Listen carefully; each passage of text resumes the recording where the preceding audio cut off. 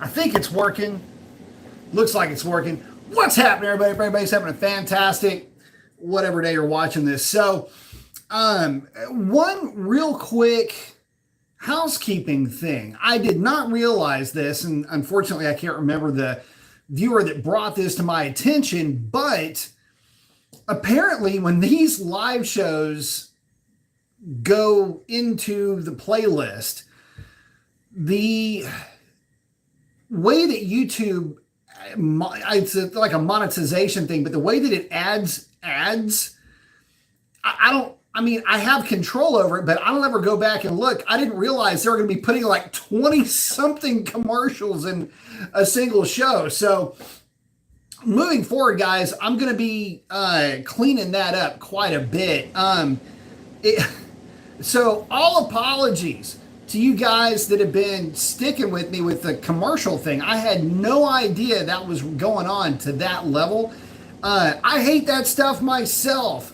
So, yeah, again, that's going to be cleaned up, and you'll hear me kind of talking about that as I'm, from the front end of some of these live shows, because I went back and looked, and I cleaned up like 5 or 6 videos, and it takes all of about 10 minutes to do it, but there's how many? There's like 400 live shows. So, not going to go all the way back.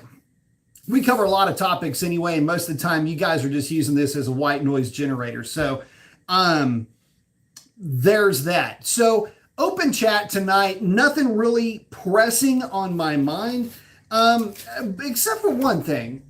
A lot of guys will ask about performance mods, and I'll give them advice, but I never really hear what the goal is. It's like, hey, I've got a scat pack, for example, and I want this thing to run 10s. It doesn't have to run deep into the 10s, just want a 10-second time slip. Or, there becomes a bit of confusion when it's questions about, maybe it's a cam. I think I just saw one come up, and I'll get to the questions here in a minute, guys, but what's the best cam? And I'm like, well, it kind of depends on what your tolerance for drivability is. How much power do you really want to make? What kind of power do you want to make? Do you want to make all the power, or are you going to stick with the stock intake manifold? I'm also going to talk a little bit about some of that, and I'll go over that when I'm answering some of the questions to let you know power to weight ratio to run different numbers. I'm going to talk about that. And a lot of that has to do, again, with just, guys that have asked the question. I'm sure something's going to pop up. I just had another thought, but I lost my train of thought. So let me check it with you guys. Zero's in saying you're the man. Thank you very much.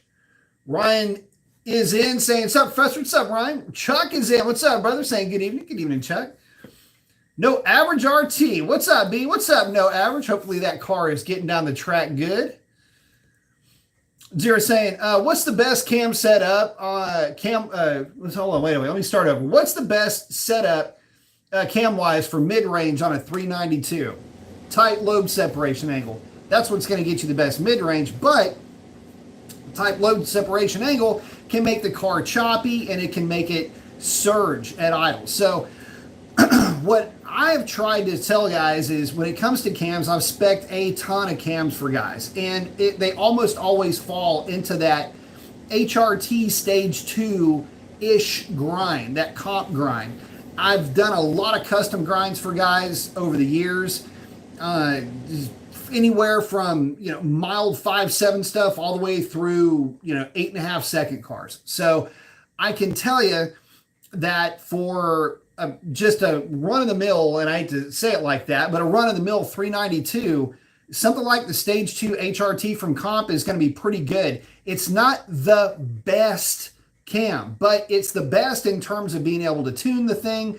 It's not going to be a huge pain for somebody to tune it. It's not going to be overly choppy. It'll work with the stock torque converter, and really much different than that. Going too far tighter in terms of lobe separation angle than that is going to start to potentially cause surging issues and a couple of other problems. give Pite's Performance a shout. CDO1 grind is my personal favorite grind. It's my first commercially available cam, and that particular cam makes the car act like it just has a bigger engine. You put that thing on a dyno and it'll make just this side of 500 horsepower or just the other side of 500 horsepower, depending on the dyno to the rear wheels.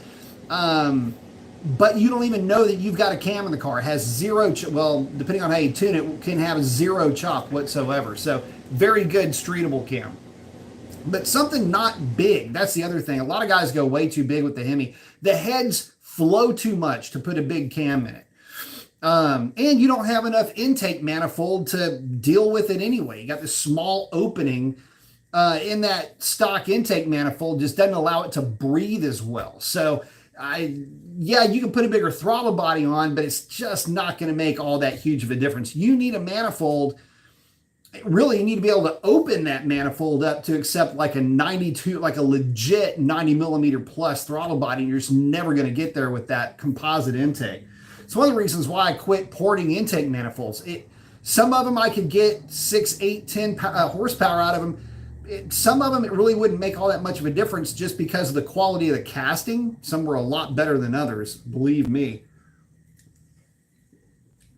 But that being said, it really never mattered all that much on the big end. I would usually pick up a pretty decent chunk of torque, but they wouldn't pick up a whole lot on the big end because they're kind of stymied by the throttle body size, in my opinion, plus the shape of the inlet. But anyway, that's not answering your question, but it kind of is. CDO1 from Pite's Performance. Tell them I see you.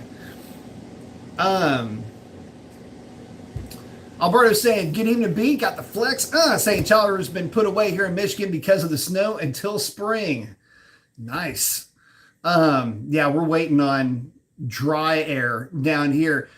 As you guys know, I took mine to the drag strip last week, and crazy low DA, but it was humid. And so as we lost density altitude, as we came up in the mine shaft, the car was actually getting faster. In fact, the car ran a 1013 at only like minus 200 feet. It was practically at sea level, and it dropped a low 10-teen. So, you know, go figure on that one. Ryan's asking, do you think a 1320 with a 422 stroker with a $150 shot of NOS running on E85 would run a 1050? You should be able to run a 1050 with just the stroker without the dope. Depending on how aggressive you're making that 422. And what, you know, you start getting into intake manifolds and things like that at that point. It just depends on how you've built the 422. So yes, it will run a 1050 either way. If you go with like a sniper intake and you're shifting it at 7,400 RPM with about a 4,000 RPM stall converter, I mean, it'll do it with the stock, it'll do it without the nitrous. It'll do it pretty regularly, actually, without the nitrous. If you've decided to stick with the stock intake manifold because you want something real snappy and something that's just a monster on the street, I mean, it's just a torque monster, but it's just not going to rev as high, and you're going to run out of breath, basically, with that thing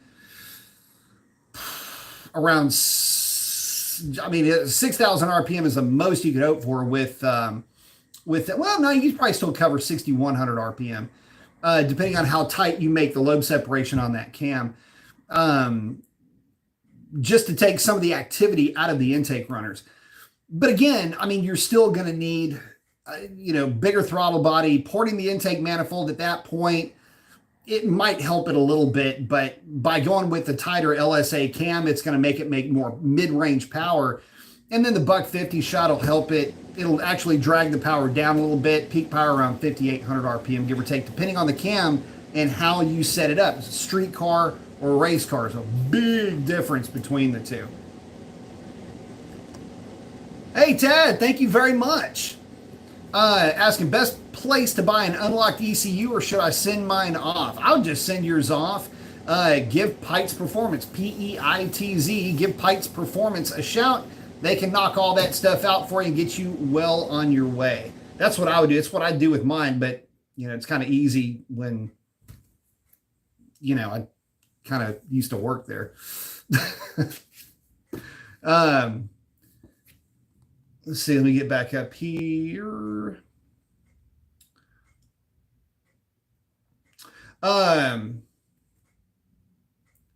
Smooth's asking, do you really think the 392 stage kits aren't happening?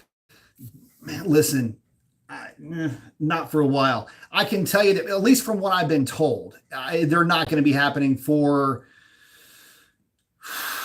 at least through the 2023 model year, the 2023 calendar year. If something comes out before then, I would be shocked. The issue that they have with that is it's kind of the same issue that we have in the aftermarket side. How much you're looking for a number, you're looking for a power number, and it's really hard to get there with the 392. And I was just talking about that CD01 sniper grind cam. The issue with that cam is that you don't see a huge gain on a dyno with a 392 because the stock cam is really good. And so it's one of those things where a lot of guys you're kind of spoiled by the fact that the LSX cam is just so undercammed that when you give them a cam that actually works, they pick up all kinds of power. 392 is really not like that. It comes with a pretty nasty cam from the factory, with its only real drawback is it doesn't have a whole lot of duration and the lobe separation is wide, but it's got a lot of lift. And it's obviously on a it's a variable cam anyway. So you can make power in a bunch of different areas. It ends up working out pretty good. It's why it's so hard to pick up a lot of power with a Hemi. It's not that the Hemi is just scared to death of a camshaft or doesn't work with a camshaft. It's an engine. They're all the same. It's an air pump. It doesn't know what badge is on the side of it. But it has more to do with the fact that when you start out with a cam that's really good, it's kind of hard to improve even further with it. But you can improve it. And again, it's just how much, and this is the big question, how sensitive are you to drivability? How NVH averse are you in noise, vibration, and harshness? A lot of guys want a cam and it's neato mosquito for about 6 months, and then you're kind of sick of it because you're dealing with a cam that can potentially have surging problems, although none of mine really do. But they're put together so that when they're tuned, somebody that really knows what they're doing can tune them and make them work. Smoking a 5 saying, howdy, Professor. Howdy, Smoking. Smooth saying, honestly, I'm going S650 if there isn't. Yeah, like I say, don't hold your breath, man. An S650 is coming quick, so I can understand. There's a lot of guys looking at the S650 with big, doughy eyes. Let me just tell you that right now. I know this, fellas. I know. Smoking saying he's been reading about, he's been reading about guys putting 390 gear in their scats, but no one says how much ET difference it makes. It's tough to say. If you've got somebody that is actively going to the drag strip, the chances are they're not messing with 390 gears. It's really nobody's doing it, at least with the cars, which is funny because the trucks, you can just order them with 392 gears. And that's what the quicker and the faster trucks are running with. But for whatever reason, guys just really aren't gravitating to them with cars. And the other weird thing is the trucks are running the same size tires and wheel combinations as the cars do too. So in fact, it's not uncommon to see the big heavy trucks running in the 11s with 392 swaps with cams and truck 392 manifolds and things like that. Low 12s is kind of a given with that kind of a combination with a package that's not all that aggressive. So does it make a difference? Well, I'll put it to you like this. With the trucks, depending on who you talk to, between 321 gear trucks and 390 gear trucks, there's about 1/10 to 2/10 of a second difference. There can be some differences in combinations and things like that. But for the most part, you're looking at about a 2/10 difference between a 392 and a 321 gear truck. Now, I know that doesn't have a lot to do with the cars, but what ends up happening is that guys that have tried the 370 route, and I've driven a 370 geared Scat Pack. That was a 370 geared Scat with nitrous. And the only thing that I can tell you is that on the street, the 370 gear car was a lot like driving my Hellcat with 309 gears. It would just light the tires up so quickly, and then you're almost immediately into second gear. So there's some guys that'll say that they tried going with the different gears and then went back to the 309 just because it seemed like a more natural progression. It was easier to get the car out of the hole than running with the numerically more aggressive gears. What a lot of Hellcat guys do, this is why we're talking about gears, is that they'll go from, let's say they went with a 309, kind of like Revlon, they'll go with a 309 gear, and then they decide, man, this 309 gear is just a little bit too aggressive. They go back to the 262 and they don't really lose a step, so to speak. So if it's my car and you're driving it a lot, that gear is not going to do you a whole lot of good, I don't think, unless you have gone through the steps of really trying to build your car into something that is more purpose built. In other words, this isn't a car really you're taking out onto the highway, because remember, the trucks race with the smaller wheels, but they run with the tallers on the street. The cars just get real buzzy with the 390 gear. We built a Nag 1 426 that had 390 gears installed in it. And the strange thing about it is that it didn't feel any different than driving a healthy, this kind of sucks to say too, because anyway, it felt like driving a 392 8-speed car with that sniper cam that I was telling you with, just because of the more aggressive gear multiplication with the 8-speed. Even though the Nag 1 had a 390 rear gear, it just was not as, it was functionally roughly the same. It just didn't have the highway legs that the 8-speed does. So I've got experience with a lot of these things, and if it's my car, I don't know that I would put the 390 in it unless you were really dedicating that thing to drag racing. Ardell's checking in, saying, good evening, Beat. Good evening. No Average RT ran a 12:14 a couple of weeks ago with your tips. Well, thank you very much. Appreciate the kind words on that, I guess. No, that's awesome. That is screaming. It's a 5.7, by the way, guys. Stock cam car. Smoking at 5 saying, I got an email tune from Pipes for my 392 and couldn't be happier. It's a really good protocol. Nixon, what's up, Nick? Saying, what it be always good to catch you live? Always good to see you, brother. Hope all is well. And again, Tad, thank you, brother. Appreciate it. Zero saying I definitely answered my question. Thank you very much. Thank you for hanging out with us. Raging Bull's got an awesome question. Why is the 392 truck manifold better than the car intake? Unfortunately, and I'm kind of sucks, Raging, but I don't have them here to show you side by side. But the runners and everything in back of the snout is the same. So and this is going to be extremely crude, but everything, gosh, looks like a 3-year-old just got there driving this, but you'll know what I'm talking about. Everything here back is identical. There's really no functional difference on the runner side, flappers and everything else. Although it is flipped, there's no difference in here past where that little neck is. But it's the neck area on the car that causes the most problems, because from your point of view, from your point of view, the air has to come in, around, and then down. And the opening is only 80 millimeters in diameter, but the problem happens right in this area. And again, I have to keep this simple because if I draw the whole thing out, you'd be like, what is that? The way that that thing goes, when you're looking at it, it comes in and then drops down and then turns.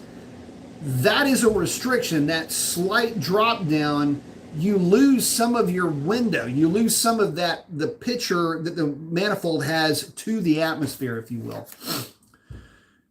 Now, I found that if I go in and I open that whole area up, that's where I pick up actual real horsepower. There's a catch. That casting varies in thickness. And it's easy to get in there and take too much meat out of that particular area. And so for all of my manifolds that have ever actually picked up a sizable chunk of power, I've had to backfill those things with epoxy. And you walk a bit of a fine line with these things too, to get them to actually act right.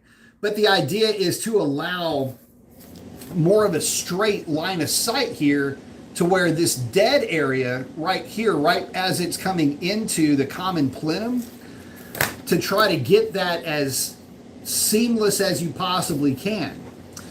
So the truck intake, on the other hand, does something a little bit more differently. The truck, same idea,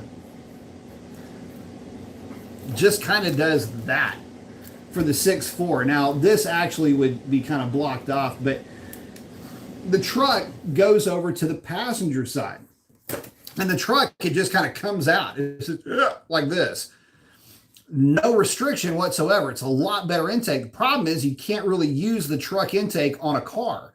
I mean, the hood would have to have a scoop because it just, the thing just kind of pops up like that. So it's kind of tough. And there's no sophisticated way to get that 6.4 manifold to do better.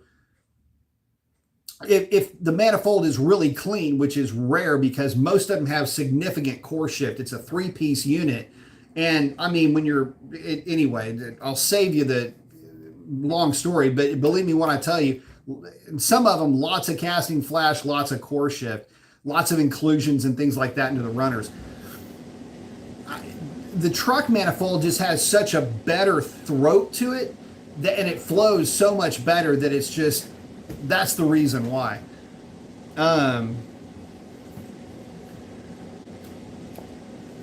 Eva's asking, do I remote tune Hellcat and Trackhawk? Do you have a link to order? I do not. I do not work for or with the general public, but I will refer you to Alex Peitz, that's Peitz, at Peitz Performance Tunes, and they can get you squared away. Let them know you talked to me. But no, I do not mess with any of that for all the reasons in the world. But I appreciate that. I'm willing to walk through tunes. I try to help folks out with tunes. I do peer reviews sometimes for guys, but lots of at the track technical support when I'm there with guys. In fact, that's what I used to do. I was the guy that drove the cars at the drag strip, would make the changes to the transmission while at the track to get those things to be as fast as possible. And we did. We set every record we're setting. We either have it or have had it. I should say at this stage, we have had every record we're talking about when it comes to the 392s and the Hellcats. There's only one freaking Hellcat that's run quicker than mine in like configurations, if you want to call them like configurations. Maybe two.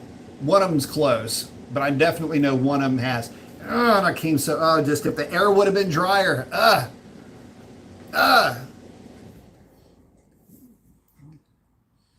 Think first saying, what's up, B. Mason? What's going on? Hope everything's going well for you. Brian saying my 15 SRT Hellcat Challenger was dynoed today, completely stock. Just turned 33,000 miles on the dyno. Did 672 rear wheel horsepower. That's great for a 7-year-old car, don't you think? Yeah, I mean, on a dyno jet, that's about right. So that's a very optimistic dyno jet, but it's not uncommon, but it's really good, all things considered. Mine on the Mustang dyno, green screened 666. Hold, please. Mine green screened 666, and it put down, hold on, if I still have it here. So, by the way, I've been going through looking and trying to find a bunch of old dyno sheets so I can still show you guys, you know, like the differences in a tune 392 versus stock 392. That's what it looks like before and after the tune on a bone stock car. Let's see. Bunch of little crap. What is this one? It made. Oh, this is Foxy. This is before and after. This is a tune that I did, God, I don't know, 10 years ago. Anyway, I had a tune that I put on the car about forever ago, and then put it on the dyno, and I was able to beat my old tune significantly. Foxy's a ripper. Okay, what did that thing make? Let me find the dyno sheet. Got so many damn dyno sheets in here. Here we go. Okay, so this is Little Miss Revlon on a Mustang dyno. Let's see. It green screen 666, but it graphed 662. That's after one of my tunes. Actually, that's a tune that picked up a chunk of power on it, and then it's funny, I've made other changes to this tune. I doubt that it's making any more power, but yeah, green screen 666, which was pretty cool. Let's see. But anyway, there's tail of the tape, tail of the dyno. But yeah, the 392 stuff, you pick up a fairly decent chunk of power. The downside to the 392 is that whatever power you're picking up, you know, it's not like you're picking up a ton, but you can pick up power all the way across the board with them. But yeah, your car's definitely making some steam. J392 saying, "What up, B Mason? What up, Jay?" Oh, Garzilla, I think I just answered your question. How much horsepower is my cat? There you go. Green screen 666 to the wheels. It made 662, or it graphed 662. I think first saying that choppity chop. Oh, Jay's asking, thinking about camshafts, is a 270 a stage 1 or a stage 2? Okay, so the comp 270s are some weird ass camshafts to stage. Like it's really difficult to say, okay, this is the stage of that cam. Because a comp 270 has a lot of lift. It doesn't, decent amount of duration, but it's got a real wide lobe separation angle. I think the lobe separation angle on a 270 is 116 degrees, and which isn't much different than an HRT cam. But it's, unless they made changes to the lobe, it wasn't a very aggressive lobe profile.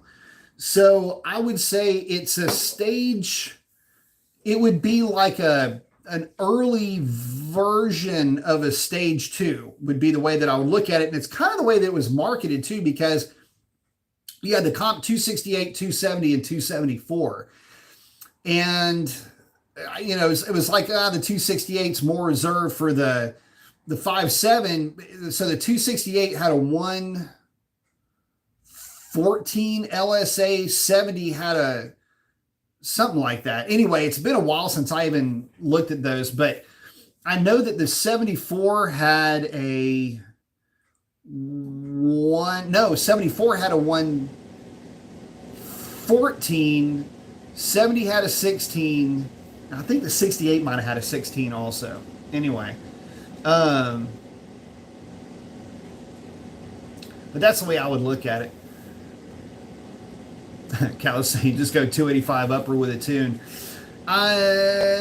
Sort of. It depends on where you live. If you live in an area that is real low in altitude, you can kind of get away with a 285. I mean, I know one of the cars that I roll with is a 285 upper car. It runs in good air, it runs consistent 970s.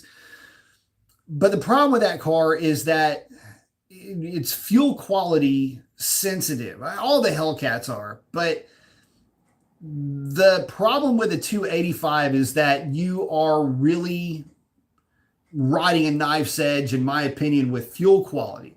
Like if you had straight 93 octane gasoline that you knew was high quality, then you'd probably be fine with relatively conservative timing figures.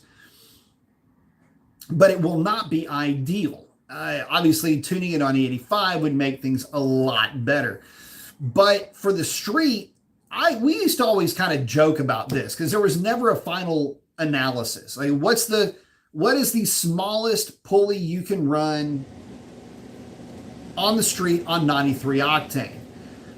And if you talk to guys like me, and other folks that were at least or are in the business, the first thing they'll say is stock. That's the smallest. Now, obviously, that's not 100% accurate, but you kind of understand where they're starting to go with this, because these are the same guys that have seen cars pop. In other words, something broke in the car because they had other pulleys. Usually, though, in that case, it's a fuel quality issue. Or it's a fuel pump issue, which is another thing you got to monitor, right? So my number was always the 295. I always said, look, you can make a 295 work, give it relatively conservative timing. It'll be a 991, 994 car. You'll get your 9-second time slip, and you're not really going to be giving up too much to a smaller pulley car on the street. You line them up and go watt neck, door handle to door handle. It might put a full fender on you, maybe half a car, but the reality is that they're both going to be fast, and that's the end of the thing. Most guys just want the time slip anyway. Other guys would argue, no. If they're 3 something. So anyway, but if you live at higher altitudes, you can get away with more pulley because you just simply have less air. You need more air to make that thing work. And so again, it's real altitude dependent on which one will work best for you.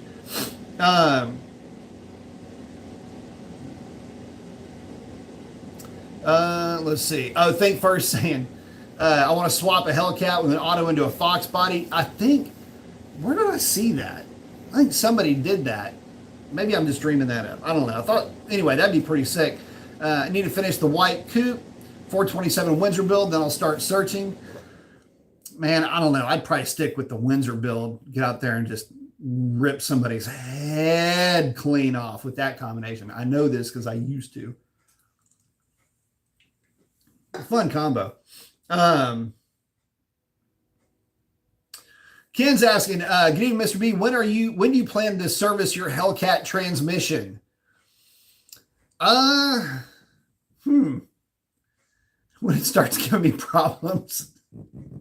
The way it probably ended up working for me is the way I service that transmission is just take this one out, put another one in. No, there's really nothing. I would probably maybe do a fluid swap at somewhere around 35,000 miles, 40,000 miles. But you got to remember, they are kind of fill for life, and God, man, we've seen so many of them with 70, 80, 90,000 miles on them that had never been really serviced. And those guys are still beating the hell out of those cars. It's what I love about the Hellcat. For everybody that goes, if you just fart close enough to a Mustang, you can gap Hellcats. And it's like, yeah, not really. One of the things I love about the Hellcat platform is just how durable it can be. And I've been having a ton of fun with that car. So when am I going to service it? like I say, when it starts giving me problems. But like I say, we've just seen them get beat on mercilessly without having any real issues. But yeah, if it starts slipping, you just never really know. It'll be well before, a 60 or 70,000 miles, I'm sure. So 9X has got a good question. Say, what's up, you Mason? I have an '06 SRT8 with a Pro Charger. Do you think it's worth it to increase ring gap before increasing the bottom end? Yeah, well, it depends. I mean, if you are upgrading the bottom end, if you're thinking about it and you're going to have the thing torn down anyway, go ahead and upgrade the bottom end and open up ring gap. Depending on where you're at in terms of power, you may be okay with where you're sitting. If you're keeping the thing around 6 or 7 pounds of boost, I don't think you really have a whole lot to worry, provided that you've got a combination that is rich in fuel and low in timing, right? But, if you're thinking about going with the bottom end, go ahead and go with that. And the kind of a sleight of hand rule of thumb is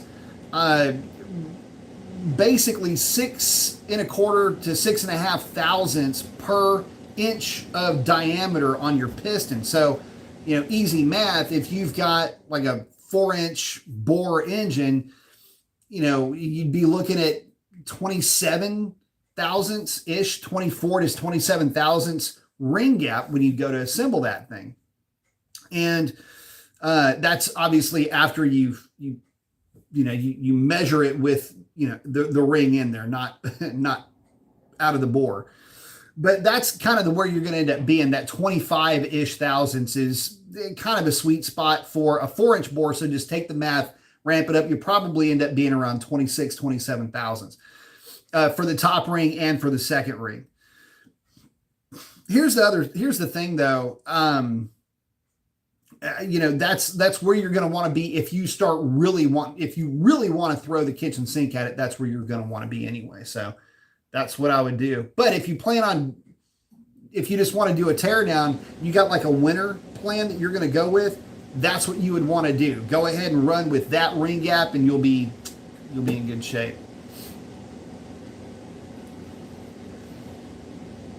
Brian's asking Catalyst if he has a pinned crankshaft. I can tell you that I do have a pinned crankshaft on my car.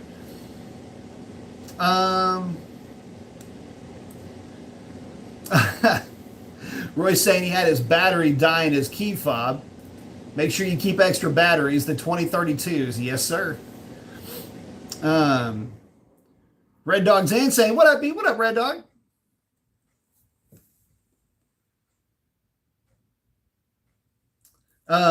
Callis is saying you don't need a pin crank for a 285, and he's got a Hellraiser.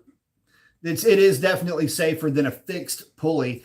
Yeah, your stock pulley is a clutched pulley, if you will, and it does pull stress off of the crank. Now, some guys will argue that you need a crank pin. Others will argue that you don't.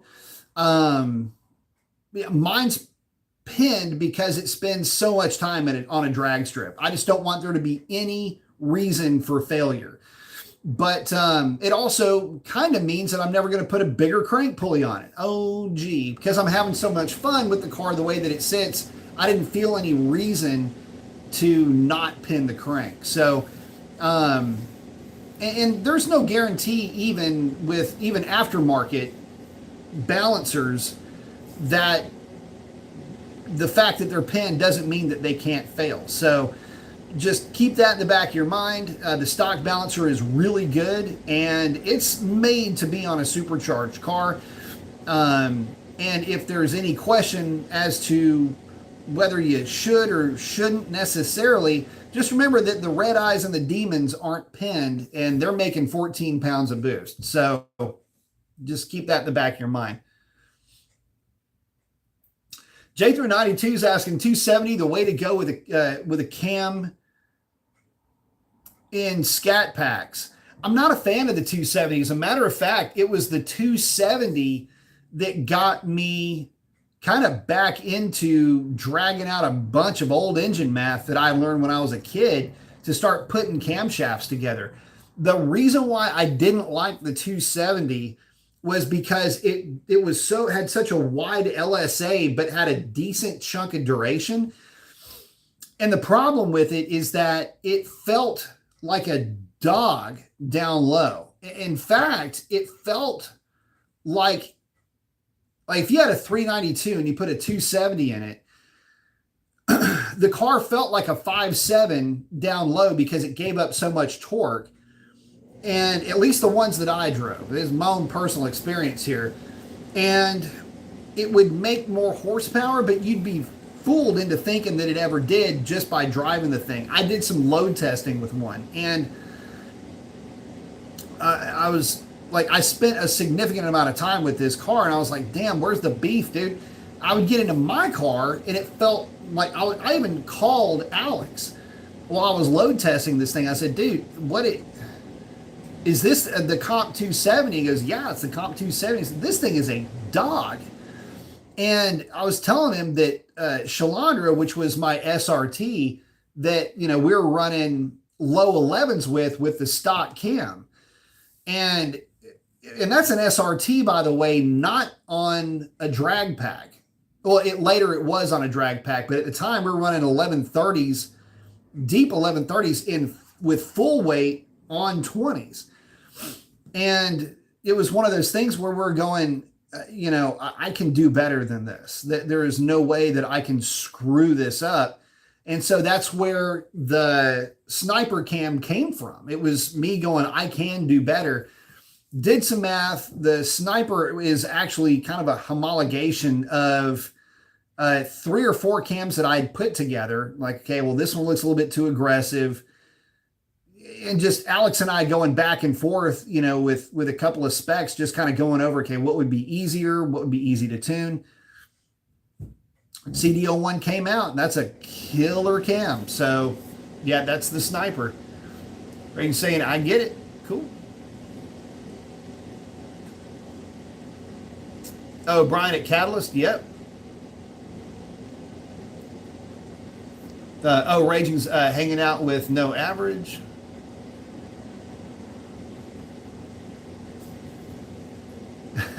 Marco's saying ripping the regular cab around with a 390. Yeah, they're real peppy.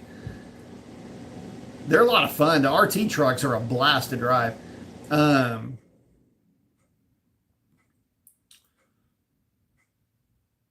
Catalyst is saying, yeah, I don't have to worry about it too much unless you go real heavy with the pulley, and that is true.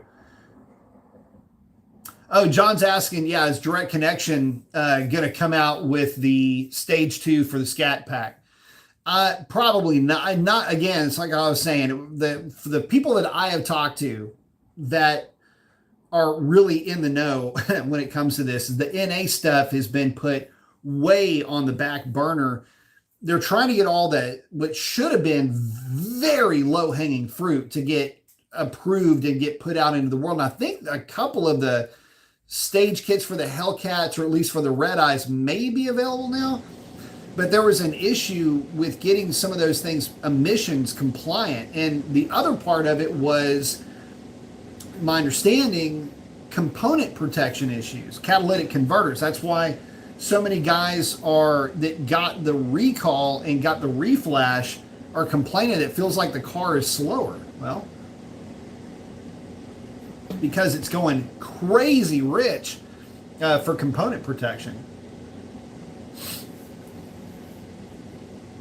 Brian saying all the other stock Hellcats today made 650 or less, none under 615. Let's see, that would be, where's my thing? That would be about right. All on the Mustang, I'm more locked into Mustang dyno numbers. I can tell you this, the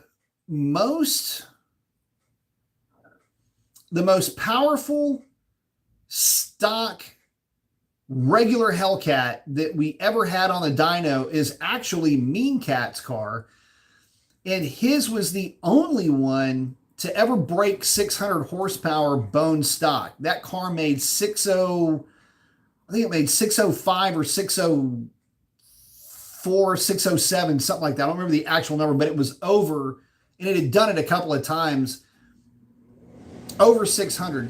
Most of them, and it was consistently more, by the way. Most Hellcats on that dyno, on the Mustang dyno, would be doing really well to make 585, 595. That was kind of the number that you would see as a max. So if you add, and again, there's a lot that goes into dynoing these cars and how to get a power number out of them. But if you add like 8% to that, just do a flat 8 adder to that, that's about what you would typically see on a dyno jet. But dyno jets are kind of weird because you can't just say dyno jet, because is it a 248? Is it an eddy current dyno jet? There's some things that come into play there. But yeah, I think most of the ones that I was ever around, I think they were like in the 630. That sound about right? 630, 640 range, if I remember correctly from what guys were telling me.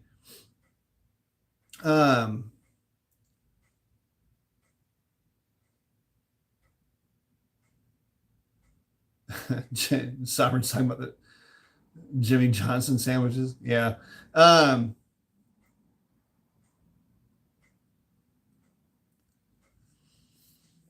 Smoking 05 is asking, have I seen the new pin lock function on the Taser? I downloaded the firmware and put it on my TA and wife's charger yesterday. No, I haven't seen it. So I think what you're talking about is that the pin lockout where you can actually make very low power.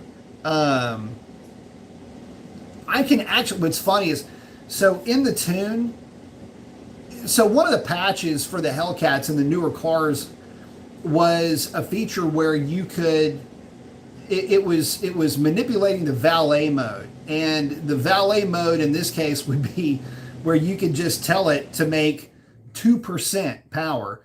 And you can actually do that in the tune if you wanted to. You lose the valet feature, but you gain a kill switch, if you will. Or not a kill switch, but what's the right way to put it? If they did get your car started, it would never deliver more than like 2 horsepower. So you could basically just, pin your way into the thing and be in pretty good shape. So as far as, the car not making any power. J392 said it'd be great to get the 392 to 666 horsepower. It can be done. It can be done. In fact, it's easy to blow way past that with a 392.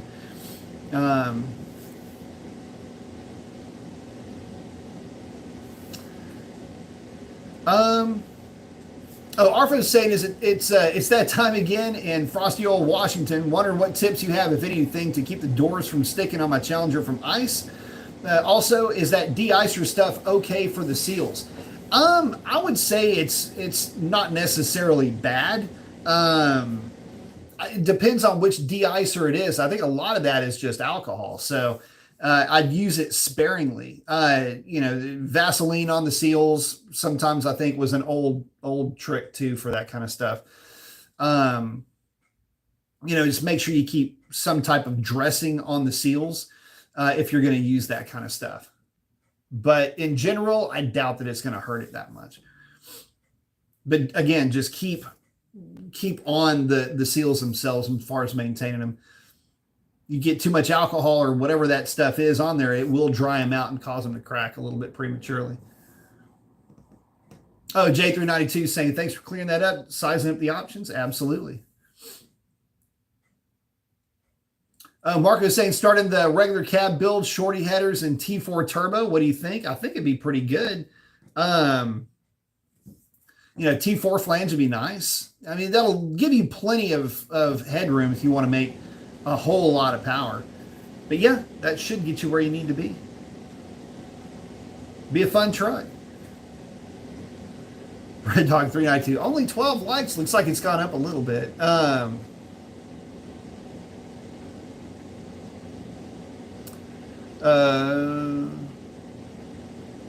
So some are saying if you have Scotty Kilmer saying the 6.2 is solid, that's big. I don't need anybody to tell me how durable the 6.2 is. We have with the regular Hellcats. This is the funny thing. I have seen just regular old Hellcats handle some of the most messed up owner abuse ever. It's one of the reasons why I ended up going with a Hellcat. It was because they really were that good and just that durable and just that reliable. I mean, it just, weird little electrical issues aside, the Dodge drivetrain is really stout. Sorry, the battery, the CR2032. Thing saying the main thing I cringe when I'm building an engine myself is fitting the rings. It's tedious. When I was a kid, that's something that we had to do. You had that little fixture, you get it in there and you do it by hand. Take it out, take a piston, put it in a bore, feeler gauge, pull the ring, put it in the fixture. Take it forever. It's a nightmare. I haven't had to file rings in a long time, and I'm glad I don't have to. Zephyr saying the 392 is probably out of my price range. You have plenty of fun with the 5.7, man. Listen, I'm having a ball with my truck. I know a lot of guys that have had 5.7s, built them up, got a 392, and I say a lot. I know of several that ended up getting rid of 392s and going back to 5.7s for reasons. There's nothing wrong with the 5.7.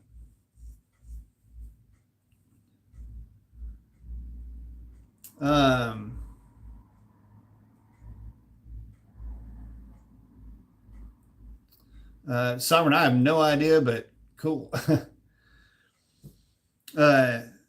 No average RT's got the give it his setup. Very nice. So we're saying like, subscribe.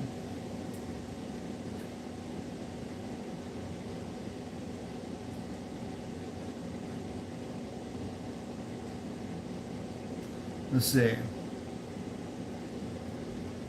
Oh, J392 saying I don't want to lose that down low power. Man, okay, so I'm telling you, bro, I'm not saying this for effect. And this is a conversation that I have had maybe 30-ish times with guys.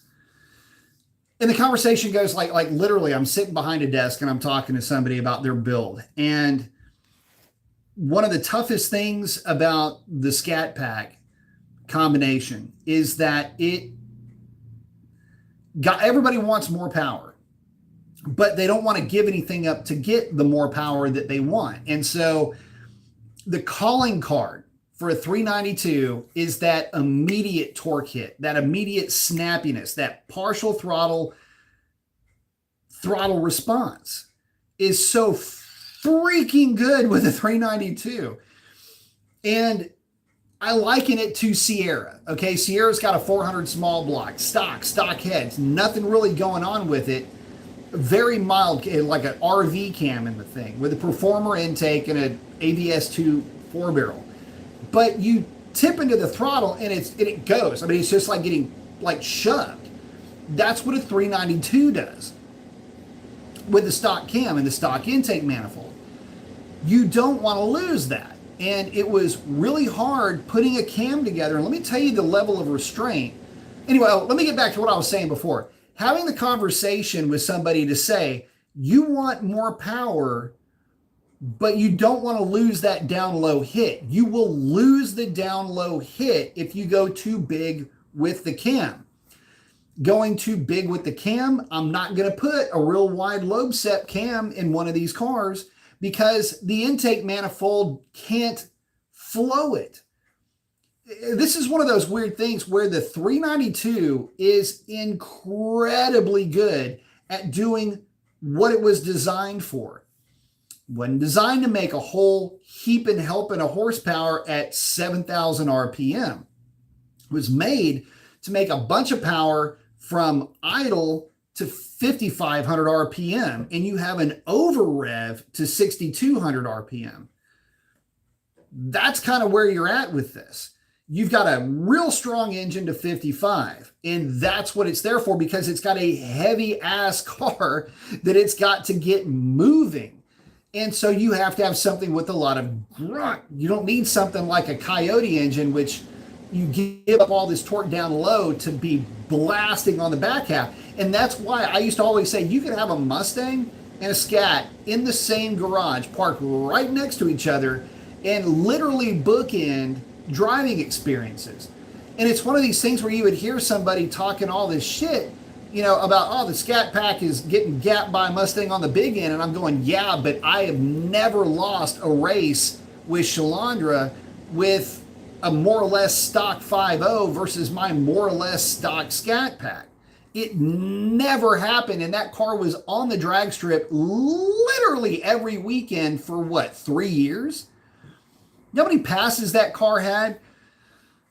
How many Mustangs it ran? How many Camaros it ran? And in like for like fashion, they didn't. Now, obviously, times have changed and people have been pulling a lot of weight out of Mustangs and doing a lot of things differently, but we're not talking about that. We're talking about average guy, just a civilian wanting to go fast and have fun. Scat Pack owns a drag strip. Mustang owns the back half of whatever it's on. And you can have a ball with both of them. I have had a ball with both of them.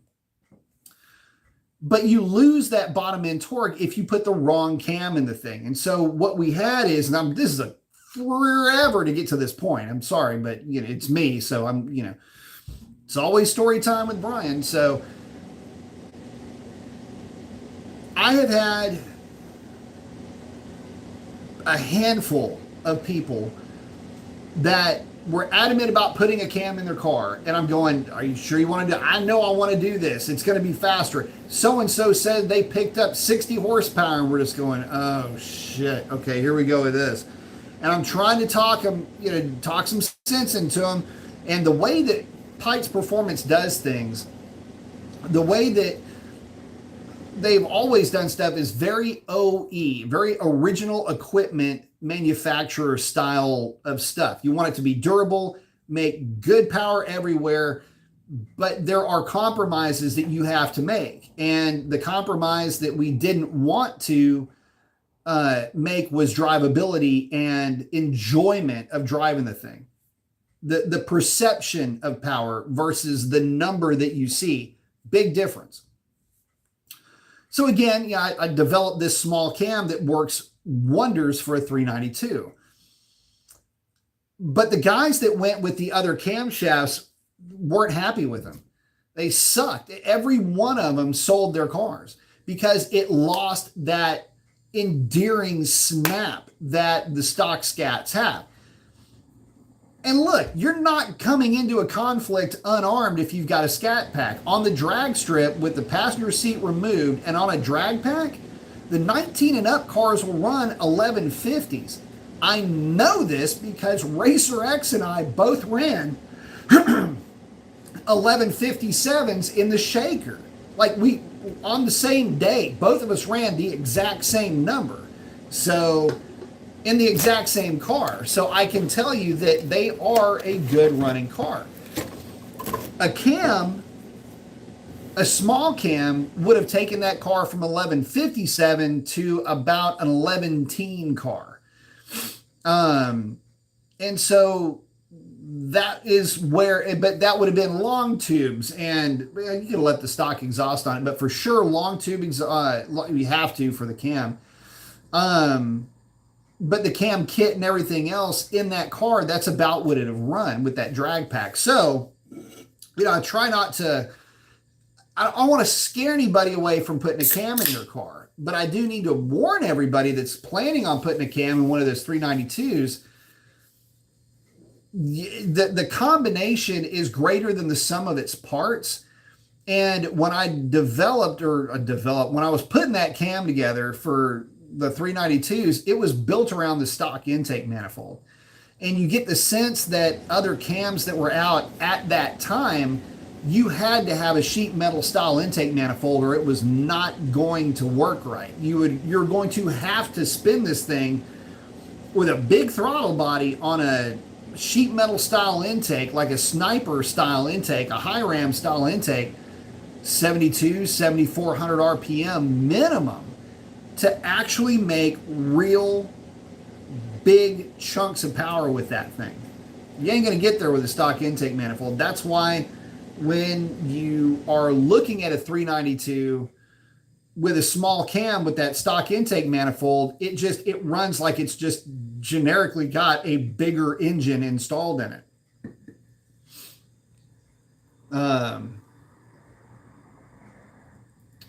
Raging Bull's asking about why just the 2 to 3 trans. That's because it didn't need it really anywhere else. There are reasons for that. I'll let No Average elaborate, but I actually was looking in on that one. J3 saying, I do not want a dog cam. Dude, you don't. Bro, listen to me. I've been there. I've seen it. You don't want it. Smug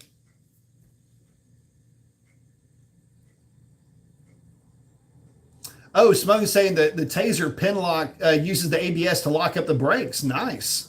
Need to check that out. J392 saying maybe a stage 1 smaller cam. It's not really a smaller cam. I think it's a more appropriate cam. Again, give Pike's Performance a shout. Let them know you talked to me, that you want to look into a cam kit for your car, and they'll walk you through which cam I'm talking about. It's my own personal grind, but you'd never know there's a cam in it because it won't load. By the way, that same itty bitty cam went an 1127 in an SRT Charger on a drag pack, but other than that, full weight at over 4,600 pounds in really good air. And it would run neck and neck with 5.0 Mustangs, no problem. So,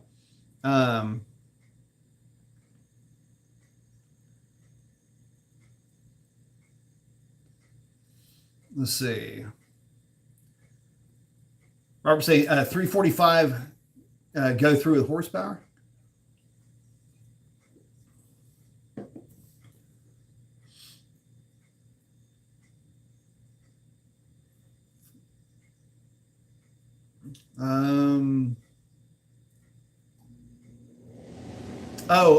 Talking about the scat packs and the stage kits. Yeah, I doubt they're going to get one. Not anytime soon, anyway. Joseph, thank you very much, man. Saying he wants to make his 6.4 2017 Scat stick. iBox tires lowered street only. It would be a tire swap. I mean, you have to go with drag radials for that. If you are talking about the iBox springs, if you're talking about the lowering springs, as long as you get the car aligned after you lower it, that will be what will help it stick. Here's the problem. What a lot of guys do is they won't get the car aligned, and so the rear tires kick in more, and so when it squats, you lose even more of your footprint. I can illustrate that with this sophisticated training tool, this Perrier box over here. So if you have a car and this is your tire and it's flat on the bottom, for a live axle car like a pickup truck, it doesn't matter. There's no change in camber like there is on an independent rear car. It always stays flat. So you get into an independent rear suspension car, any negative camber, if you can imagine the street underneath this, the more negative camber you have, the more pressure you put on the inside face of that tire. Actually, you'll start to put it'll be right here, right about here is where the pressure will be. because you've got your rim lip will be right about here. But anyway, it doesn't matter.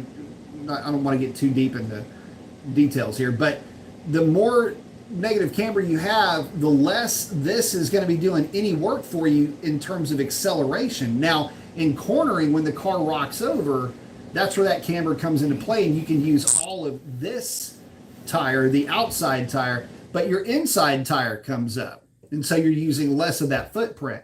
So the idea, if you get the car lowered and you start to, throw more camber at it, just get the thing to where it sits right, and it'll actually hook a whole lot better. I saw that more times than you can shake a stick at, where guys would come in and the negative camber was such on a lowered car that they were destroying the inside of their tires. But you'd look at them and you go, hey man, look, you got to get new tires. Like, what do you mean? Tires look fine. Like, no, dude, you need to get underneath this thing, look at it from the back, and you would see that the inside, like 6 inches, was completely destroyed, and the outside, it didn't seem to have any issues. So again, it was just it's just kind of one of those things where you're better off to get it to really hook up. That's where I would go with it. Most of us on the Hellcat side, we don't do any suspension work with these cars.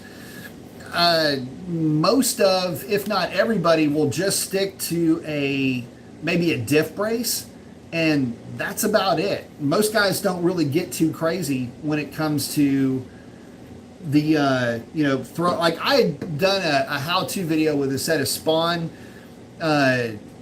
control arms. I know that's not the exact term, but Spawn control arm setup, and I've used BMRs.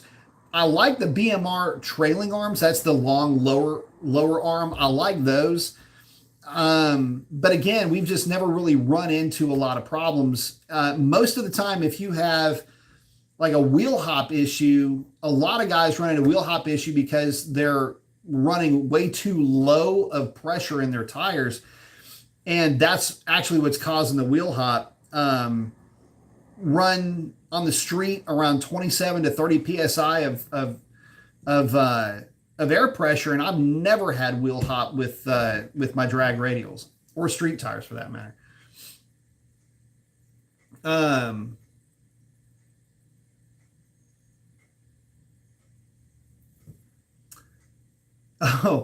Jeremy's asking, hey B, my buddy has a 2021 Ram 1500 5.7. Is there a way to shut the freaking auto start stop off? Yes, there is. So, and you're good that you have a 21. Your buddies is good that you have a 21. Taser, the latest Taser from Z Automotive will get you through that. You can shut that off.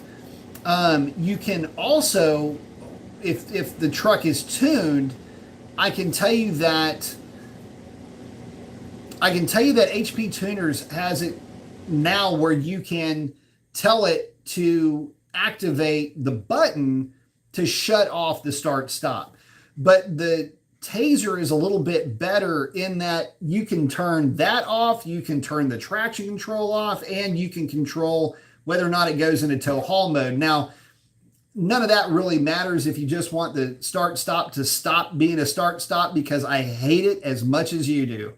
So yes, you can do that without having to always hit the button every time you get in the car. J392 saying, so the 270 is a dog. I'm looking at this HRT stage 1, slightly smaller, better low end, more of the Scat Pack style. Yeah, it is. I'm not a huge fan of the wide LSA. I prefer something tighter around 114. But 116, I mean, tit for tat. It's 116 is a little wide for my taste, but if you can find it, something in a 114, like I say, just give Pikes a shout. They can get you squared away with a cam that I know works really well. Jeremy saying it's an e-torque. Oh yeah, it's an e-torque. That's what you would have to do. And yeah, Z Automotive sells one. I don't think they have the 2022s figured out yet, which is a bummer, because if they did, I would have one in my truck right freaking now. because I can go in and I can adjust the parameters for how the truck shifts and runs in tow haul mode. And what's funny, by the way, fun fact, tow haul mode is actually called sport mode in the data logging. That's how it recognizes it. So, and for a couple of good reasons, because it's kind of a sportier thing. But the thing is, what pisses me off, like there's a why. In fact, I'm working with HP tuners. We're trying to figure out how to kill this in the tune. And I know how to do it. If you have a taser, you can do this. If you don't, you can't.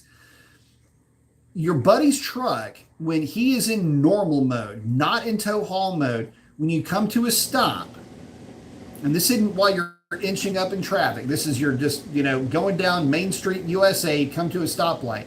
When you take your foot off the brake, it will shift into first gear. When you come to a complete stop, it shifts it into neutral. And it's done in the transmission. The idea is that it's pulling load off of the vehicle, so it allows it to idle at a lower RPM, which is freaking insulting to a truck owner, because you go to take your foot off the brake, you go to put it on the gas, it's real quick, and this is, with your button pressed for stop, start, whatever, off, on, it doesn't matter, they will do this, and it's like a weird delay. If you have tow haul on, it acts like a normal automatic transmission, which is why I want to, in fact, that reminds me, note to self, stuff to do on Monday. Call Z Automotive and check and see if that the taser for the trucks for the 22 and up is working yet. Chuck, thank you very much, brother. Asking, he's got two questions. At what point in cubic inches is an engine considered to be a big block? And could you explain what happens in my 2021 Challenger Scat 309 gear with the traction? I noticed both rear tires grip like positive traction. Yes, I can talk about that. So there is not a cubic inch displacement that designates whether an engine is a big block or a small block. It has to do with the relative size of the engine to other engines' relative size within a manufacturer's family. I'll give you a perfect example of this. Everybody loves the 440 Chrysler, the RB, which is the raised block, or it's higher deck height big blocks. The 383 is the exact same block, but just with less deck height. See, intake manifolds are not interchangeable. This is identical to the difference between a 302 Windsor and a 351 Windsor. Again, just more deck height. They're both considered big blocks, even though the 383 is a 383 and the other one is a 440, where you have a Chevrolet 400 small block like what's in Sierra, which is a smaller physical size engine. It fits within a certain, smaller engine physical size, but it just has a bigger bore and stroke, or in this case it's basically the same stroke with a bigger bore. That's what gives it 400 cubic inches. So it has more to do with the relative size of that engine within an engine family. A perfect example of this is the original Mopar big block, which you would have found in 1958, which would have been the standard block, big block, like what you would have found in the 383. You would have found that in the Golden Commando 350 that you would have seen showcased in the Fury back then. So that's a 350 cubic inch big block. You would see this later on in Fords with Y blocks, where you would have 350-ish cubic inches. I think it was a 358. There was a 400. But there's, in layman's terms, what you would consider small block territory would be anything less than anything 400 cubic inches and less. So including 400, 406 with a 30 overbore, like in my case, and less, you would consider that to be a small block in general. Anything bigger than, and this is from a performance point of view, anything bigger than 400 cubic inches, you would kind of think of it like a big block. And a lot of that also has to do with the fact that 400 cubic inches is about as big as you can make a small block without significant issues with overheating and other potential things like that. There's actually some tricks in the 400 small block that keep it from overheating potentially. That's up for debate. But anyway, you kind of get the idea where I'm going with this.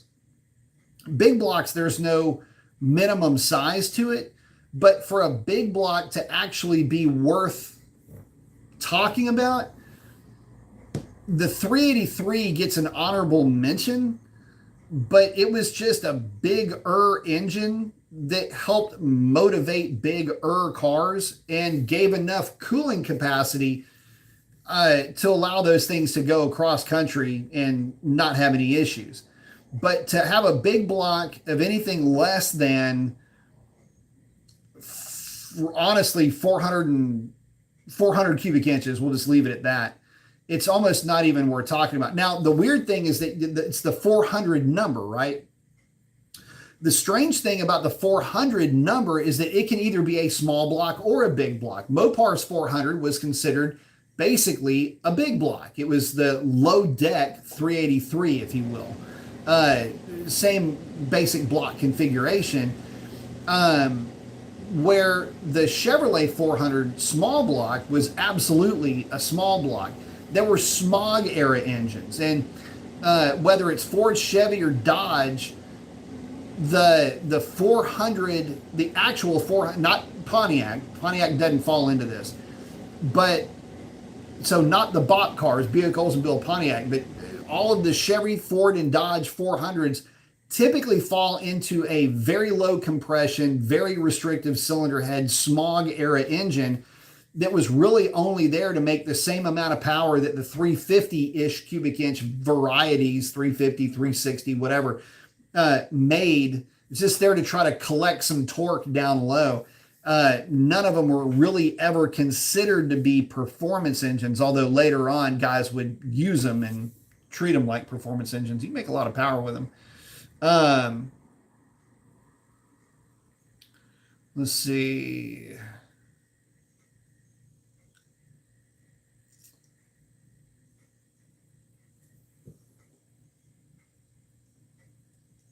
Oh, hang on.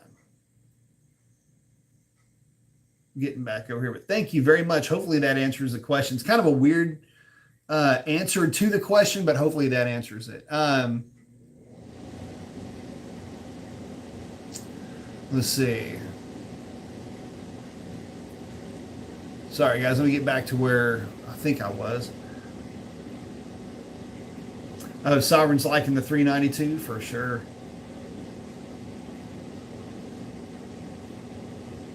No average RT's hanging out with Raging Bull.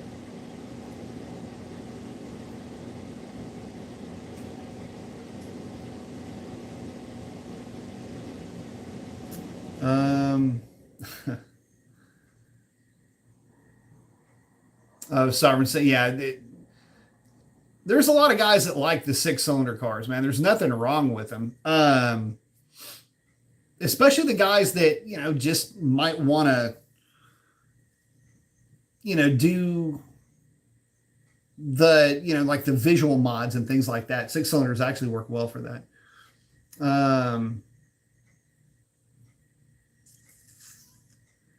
One Bad KZ is asked, did you ever change the opening RPM on the short runners on the 5.7? They open at 4,800 in my truck, but I think a little easier would be better.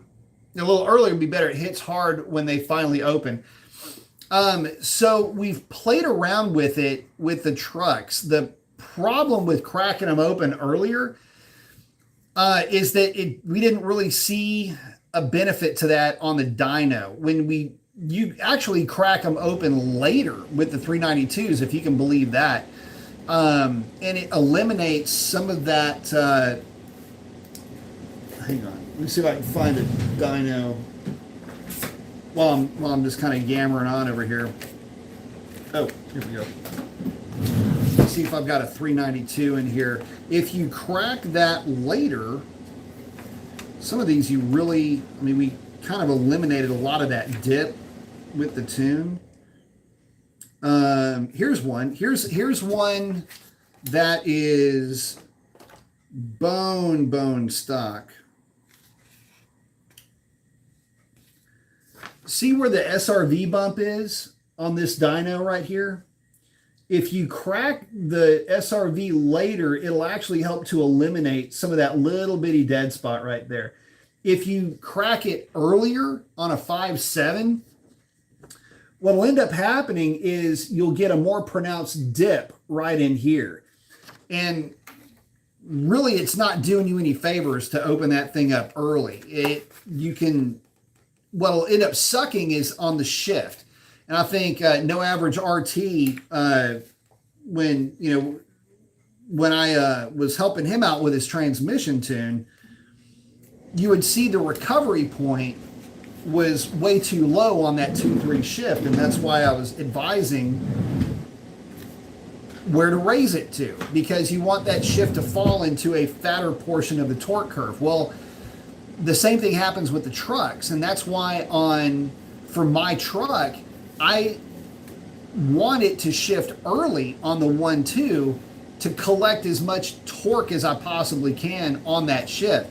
That's why it's counterintuitive, but you don't need horsepower until you are on the back half of the track. The first portion of that track, you're trying to keep that thing in as much torque as you possibly can. And it's kind of weird.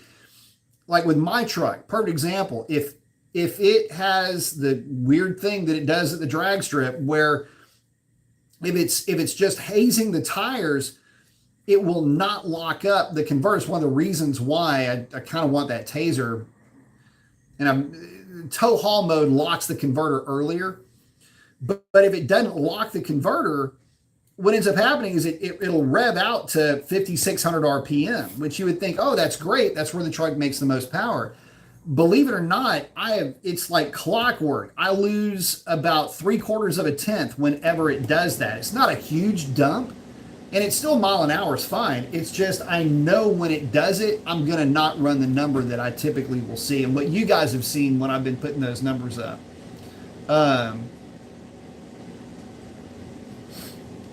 Oh, No Average. Yeah, talking to Raging Bull. Yeah, there are.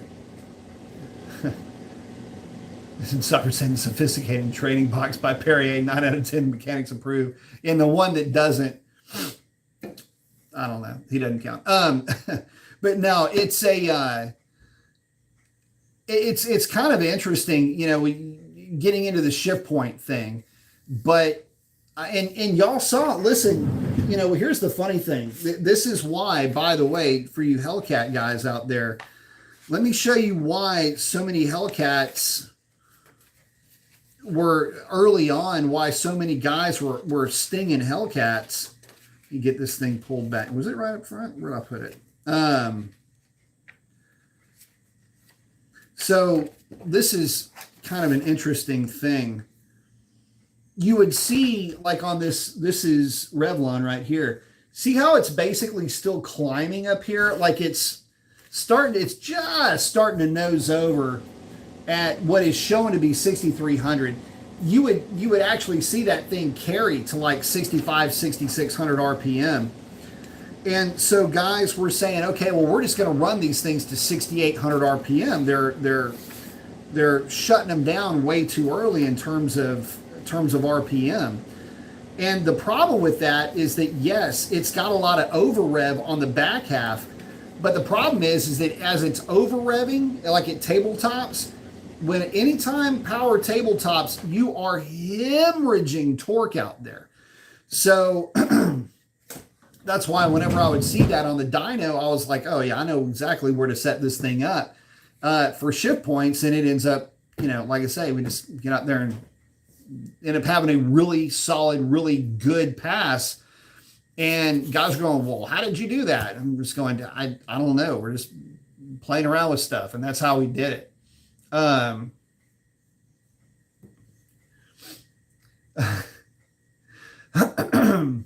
Let's see. Sovereign's hanging out with Chuck.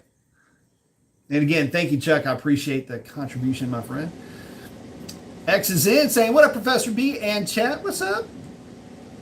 Chuck saying stupid autofill. And Jeremy's going, yeah, Pontiac 326, 455 is the same block. Basically, yeah. And that's the funny thing. It's kind of an interesting. Chuck saying, I thought 392 was a big block. But yeah, Pontiac used the same basic block architecture for everything. So technically speaking, the 392, and this is like straight up technically speaking, because the 5.7 block is identical to the 6.2, which is identical to the 6.4 in dimensions, with the 6.4 and the Hellcat block being basically identical in general in terms of bore sizing.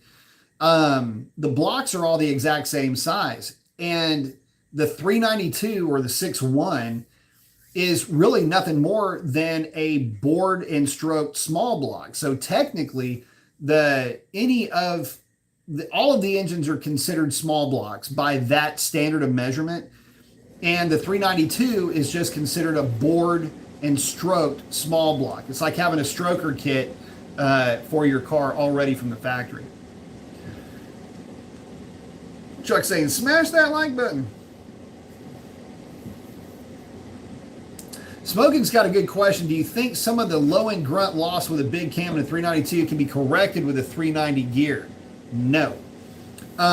You're not going to correct the loss in power with anything other than a different cam. Now, I understand where you're going with this. In other words, well, you've got more gear multiplication. And that's true, but it's not going to change the complexion of how that engine responds underfoot. This is where a lot of guys get it wrong. They think, okay, well, I'm just going to put a more aggressive gear in the car. Well, yeah, it will get it into its power band more quickly. But now you're talking about a car that was spunky at 2,000 RPM. Now you've got, with a big cam, a car that doesn't get lively until 4,000 RPM.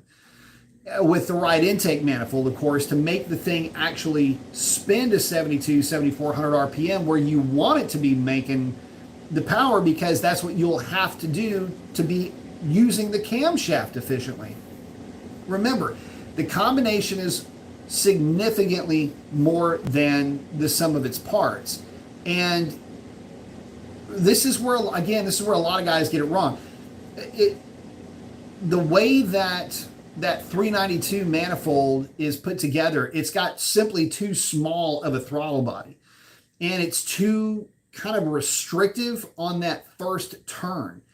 And although we've been able to run 10-second quarter mile times with that intake manifold with just cammed scat packs, with relatively small cams and with obvious weight reduction and everything else that's involved with it, you can get damn close to 10s in sick ass air. But you're running deep in the 11s pretty much no matter what, right? So there's that. But it's when you go big ass cam, you're no longer working within the confines what that intake manifold was designed to really do. So that's why guys, and by the way, not for nothing, but this is one of the reasons why the aftermarket never really took to the Hemis. It was because the Hemi, when you started putting camshafts and intake manifolds on these cars and you started testing them, like in the real world, the car was basically too heavy. So you had this lump that just didn't want to get out of its own way, and you're working with torque converter issues and things like that. In other words, things just weren't working together. again, the Scat Pack's blessings are also its curse when it comes to trying to get more performance out of the car. You end up having a car that's softer out of the hole, but then maybe has 3 miles an hour on the other car on the back half of the track. It's kind of a weird existence. And that's part of what makes the driving experience with the Scat Pack so much fun, is that it is such a ripper just from, playing around with the thing. So anyway, the 390 gear thing, I mean, yeah, it kind of does, but just remember that it's not really changing the complexion of the car, the way that the thing runs. It's just helping you to get into the power band a bit more quickly.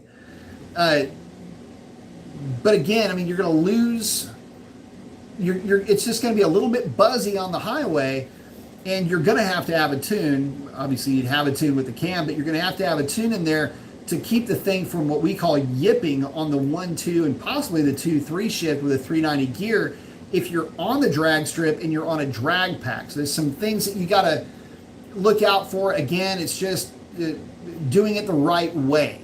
Best practices for an aggressive geared, aggressive cammed 392. And again, I would say that if you're going to build a 392 that is going to be utilizing a 392 gear, like the 3.9-ish gear,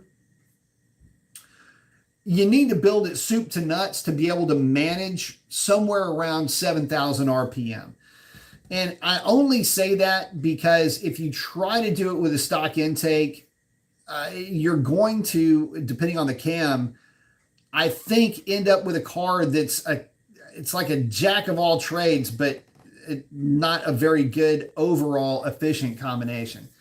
It'll be close, it'll be faster, but again, it just depends on what you're going to end up doing with the car, and that's a whole different story, But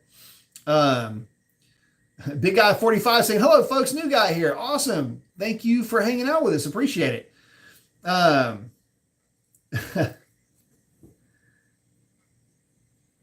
Saying I hit the subscribe button. You're welcome. Thank you very much. I appreciate that.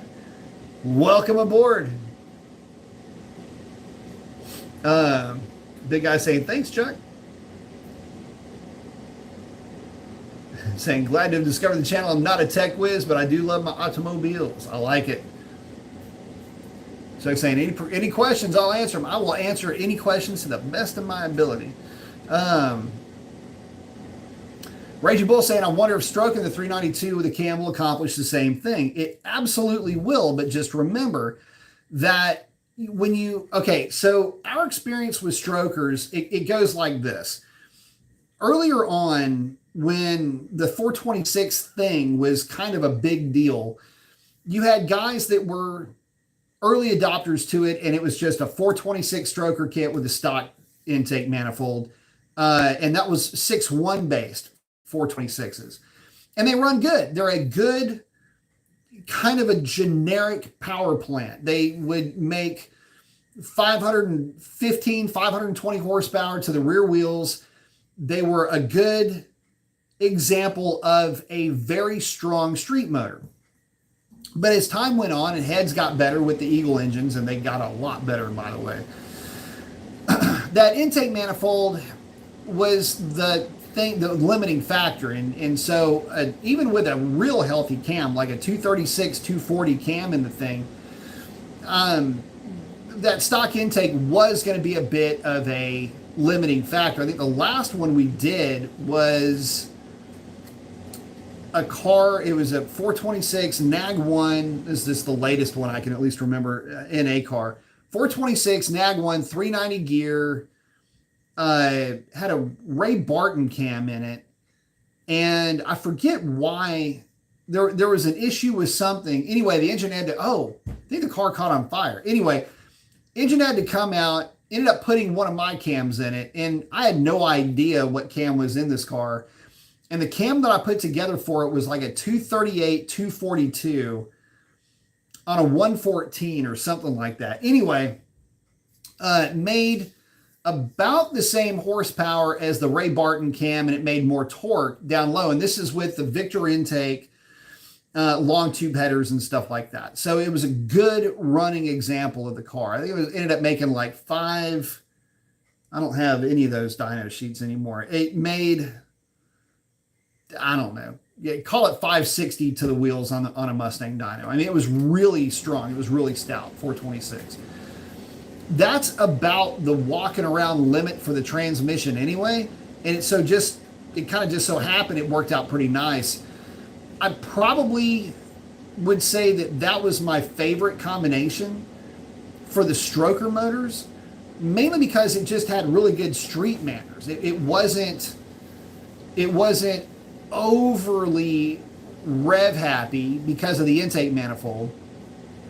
The cam wasn't going to allow it to really drag power out too far anyway, with that cubic inch displacement. So it was a good cam, good engine, kind of a good overall package. I still don't know how I ended up putting a cam together that was so close to what was in that engine. I literally had no clue what was in that thing. I just this is what I would put together if I was doing it. It was really close to it. Actually, I think the Ray Barton cam made like 4 horsepower more than mine. I think my cam made like 5 or 6 torques more. It wasn't that big of a deal. So, but the car was a lot of fun to drive, and I spent probably somewhere around 45 minutes, I guess, just putting around in the thing, not doing load testing or anything like that, just driving it, messing with transmission shift points. So, but the thing is that it had a 390 gear in it. And if it's a Nag 1 car, it's just going to be buzzy on the highway. If it's a 8-speed car, it's going to be like first gear is going to be almost out of the question, not even usable. And so you basically end up with a 7-speed transmission at that point. So, if you're on a slick and you're on a prepared surface, it might make a difference. But if you're not, you end up going through first gear so quickly, it's like it might as well not even exist. Let's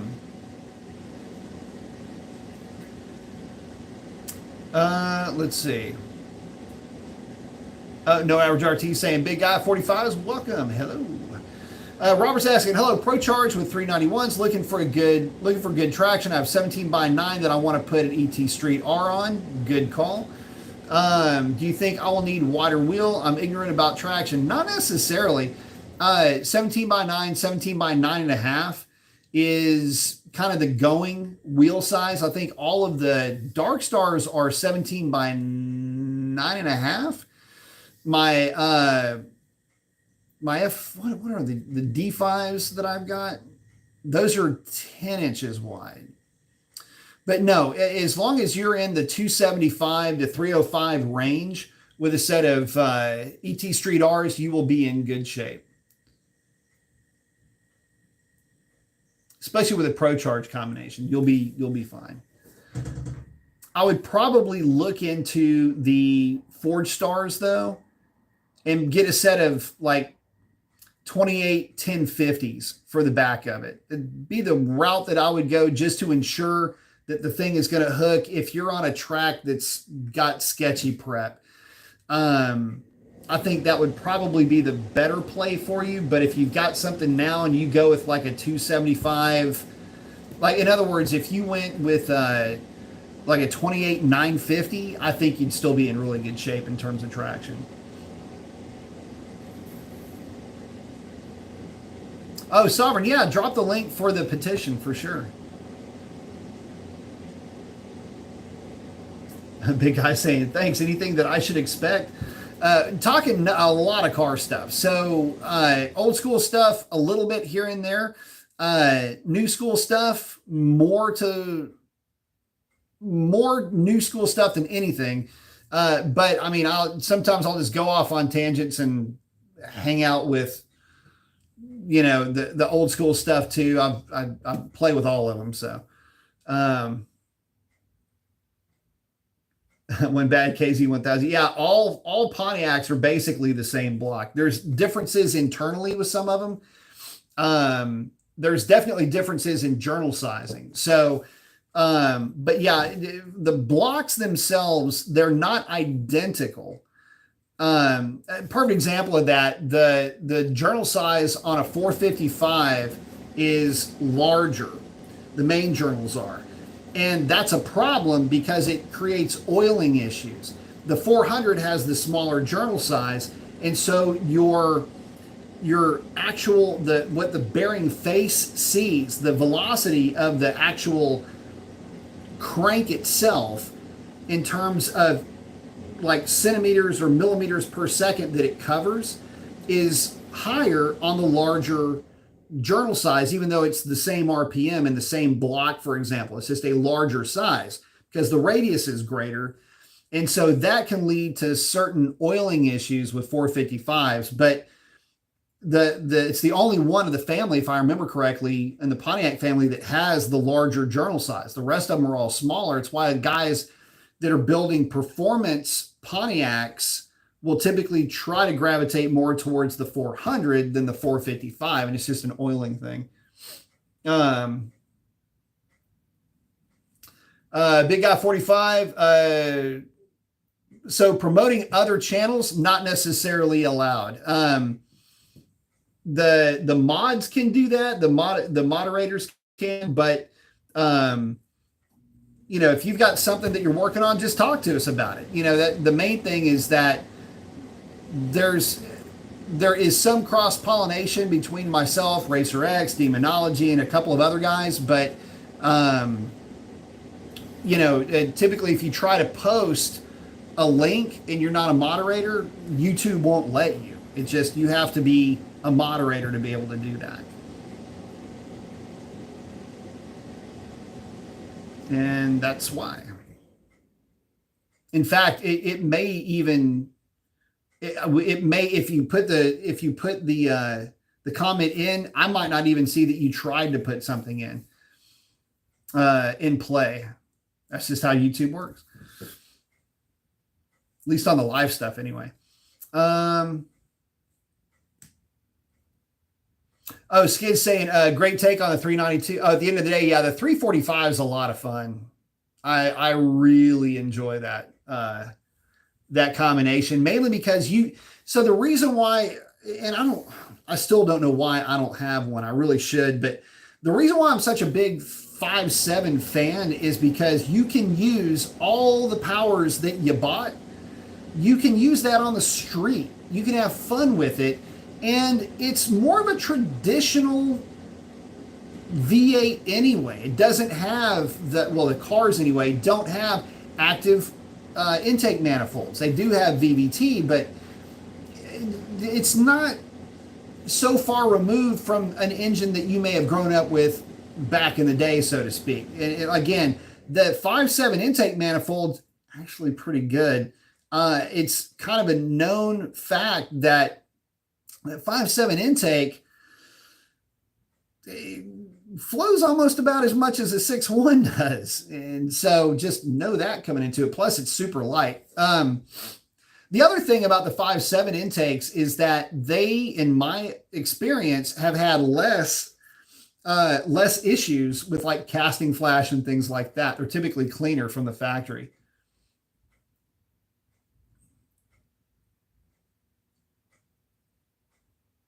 Skids is hanging out with Big Guy. Let's see.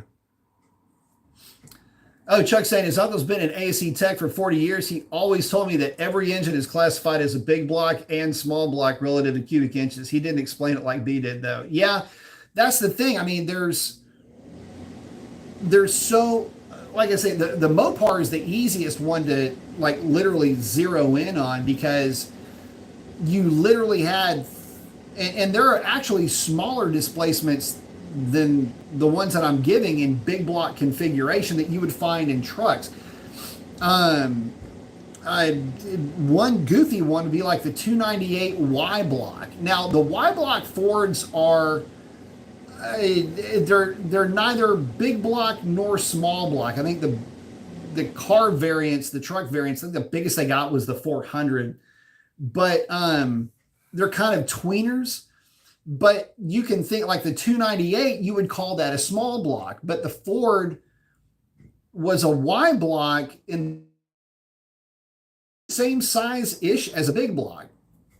So I try not to lump anything into that range. But again, the big block Mopars are easy to pick on because they got their start with a 350 cubic inch engine that was the same size as the 383, which would then morph into a 400 later on in its life.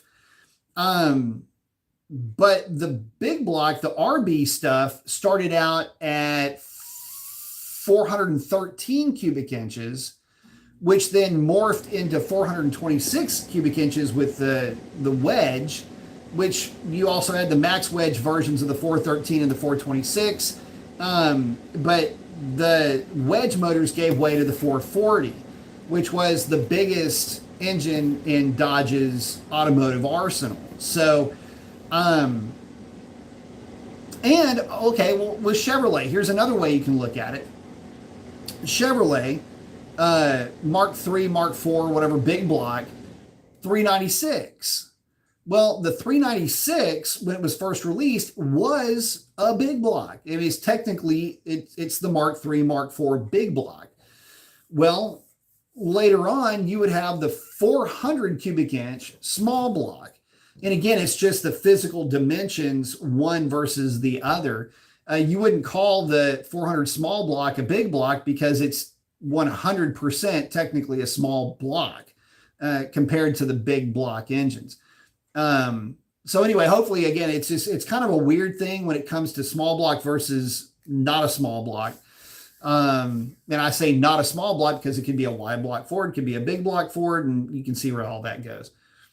And actually, it's fun. Okay, so here's another thing. The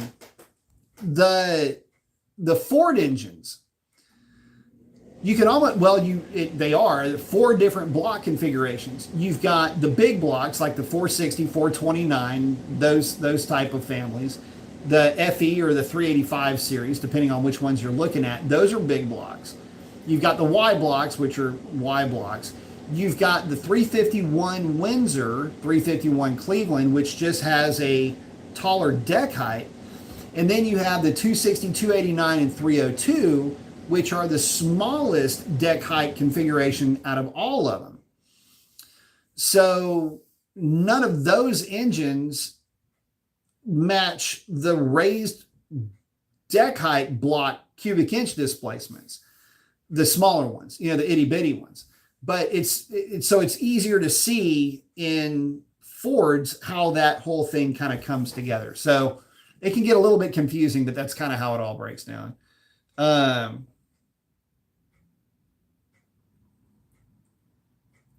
Let's see.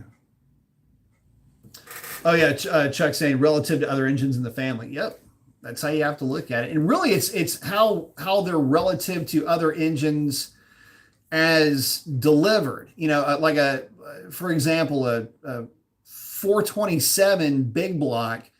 You would find that like Chevrolet stuff. You'd find that like in station wagons because not all of them were performance applications. A lot of people think they were, they weren't. So you would find 427 big blocks in station wagons, and in the same type of a configuration where you would find a 440 in a Dodge station wagon, or some other big block in 429 that you would find in any of the Ford Lincoln family type cars. So, but yeah, those would all be considered big blocks. Big guys hanging out with Chuck. Chuck's saying hard rock. Chuck's a very talented guitar player, by the way, and performer.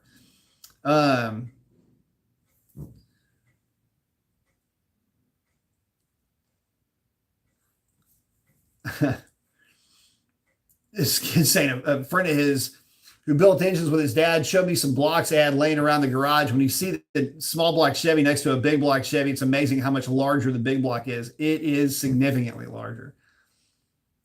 It's significantly larger, and the funny thing is that they're undersized in a lot of ways. It's real easy to get 500 cubic inches out of a big block Chevy. Yeah, you always wonder, man, why didn't they make those engines bigger? They didn't have to. But yeah, big block Chevys, where it's at if you want to make a ton of naturally aspirated big block power. Oh, Chuck said, oh, Facebook Live. Yep. Very cool. Oh, Big Guy's asking, what kind of cars do I feature mostly? Usually later model Mopars, although you'll see me do ride-alongs with this little girl right here. That's a stock boost Hellcat trying to pull the front tires off the ground. 93 octane, but you'll see me messed around. We got a Fox body Mustang in the fleet, 72 GMC. It's actually an old movie prop truck from the movie The Lost Husband, of all things. That's the main stuff. I've got a background in working on these things, and so you'll see me do that, how-to videos, but lots of ride-along videos and a lot of live shows. And then a lot of my thoughts on things. I'll do standalone, what I would call a standalone video where I'm just talking about something, or I'll do story time. I was going to put together a series just with my experiences with street racing back in the day. What kind of, what was I doing? What was I driving? What was the scene like? Just kind of chronicling some of that, and why it was just cooler back then. Why was I doing it then? Why don't I really mess with it too much now? Just some things that, my own personal observations as I've grown old with some of this stuff.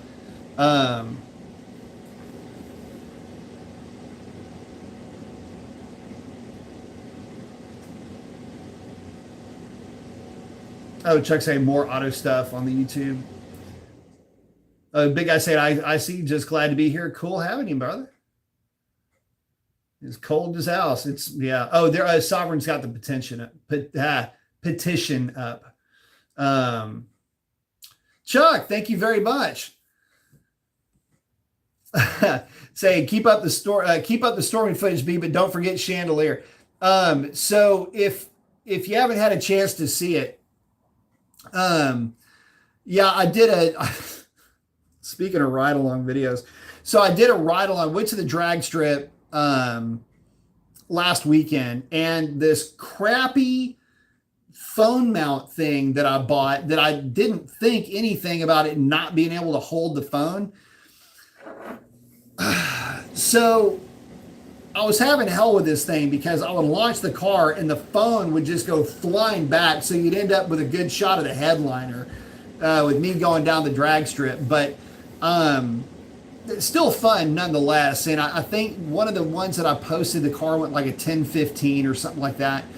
And it was just funny because one of them, I had it mounted a little bit closer in. And when I launched, it went right by my head, flying into the back seat. So that was kind of fun. But yeah, check that one out. And so we're saying hit the notification bell to make sure you get notified when B goes live. That is for sure. Let's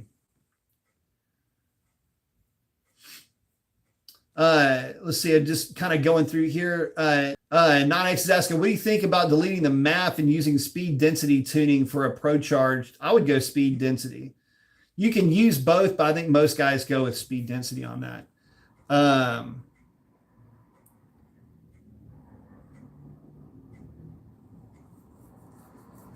I always go off speed density.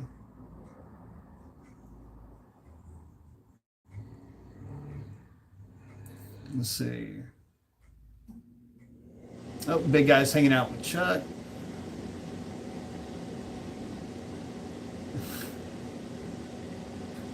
Hang on, I'm just kind of buzzing through some of the stuff, heading back to where I was. Hang on a second.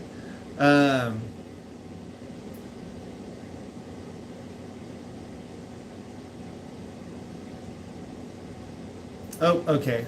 So you guys are getting Big Guy sorted out with some stuff, which is cool. We got saying just subbed at Chuck. Good deal.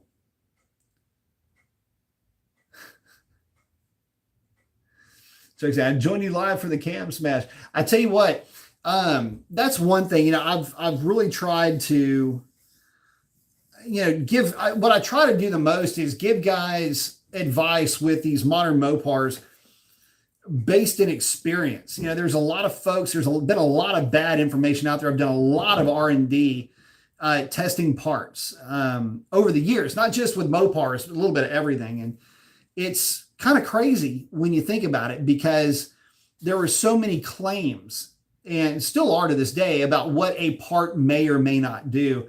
And I've been real critical about the aftermarket. If you're going to put a part out there, be realistic with what kind of claims that you're going to make on them or for them. But anyway, and I'm also very critical of Dodge too. It's a lot of tough love, a lot of editorializing will come every once in a while with some of these videos. So don't be surprised if there is a little bit of, not an abrasiveness, but let's just say it's coming from a good place, but it's a place of concern.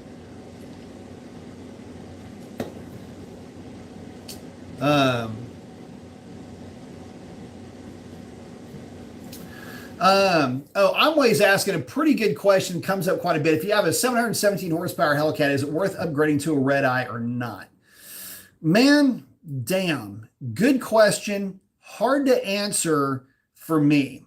Here's what I did with my car. So I am a huge fan of the Hellcat platform in general.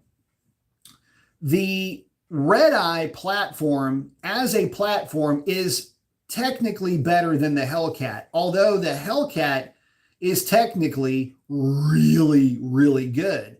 So to get better than the Hellcat, it takes a Redeye to be better than the Hellcat. In fact, Nick was just on a minute ago. He's got a black Redeye that I've had a crush on for forever. Regular body, 309 car, 309 gear car, Redeye. To me, it's like the perfect setup. And what I like about the Redeye is that you can option it with a 309 gear.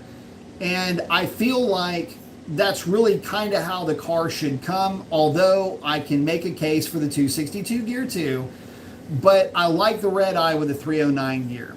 And the question that you really have to ask is how many thousands of dollars do you have to spend on a Redeye? Is that going to get you a better driving experience than the 717s? And I don't think that it really does.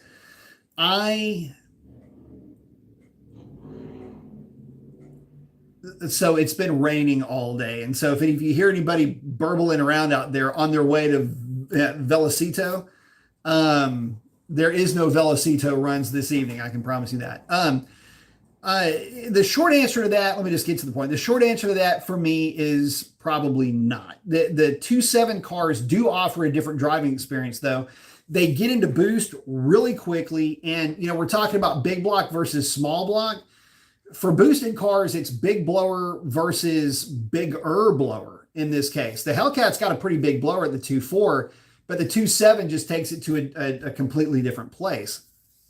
There are some tuning things that you really kind of need to do to a Redeye to get it to act like a Hellcat on the back half of the track. But what I will tell you is that it's kind of like driving a big block versus a small block car. The 2.7, the car gets into boost quicker. It is snappier. It makes more torque per foot input, if you will, down low, which makes the engine just seem like it's a lot bigger. They will absolutely out 60 foot a Hellcat. So if you're thinking about taking the car to the drag strip a lot, it's going to be livelier on the hit, plain and simple. Nick's car, doesn't matter how I gun him down on the big end, I'm looking at his ass all the way down the track until I gather up my skirt and can get around him. They just 60 foot that hard. So, you know, I'm here to tell you, you know, mod for mod, stock for stock. The Redeye is a really good combination, and but you just have to make it's like getting a small block versus a big block. Is the big block, in this case, the bigger blower car, worth the extra $10, $12, $15,000 to you to spend? If you've got it to spend on a Hellcat and it's not going to put you out for the Redeye, get the Redeye. It's got twin pumps, really good rotating assembly. although the Hellcat rotating assembly is the benchmark standard for durability and the ability for that thing to just take power. You're making 1,200 horsepower at the flywheel on a Hellcat combination is like, yeah, and I mean 1,000 horsepower is like nothing for a Hellcat. So, but anyway, Redeye is going to get you a little bit more richer driving experience, but it's going to cost you a pretty penny. No Average is asking, do I think a 15% underdrive dampener will help? It certainly won't hurt. You'll pick up about 6 horsepower to the rear wheels. Skids is asking how quick my car 60 foots. The best 60 foots are typically in the 146 to 148 range. If the car runs a 146 60 foot, it's going to run a 10.0. If it runs a 147, 148, it's going to run a low 10-teen. Like a 1010 or a 1013.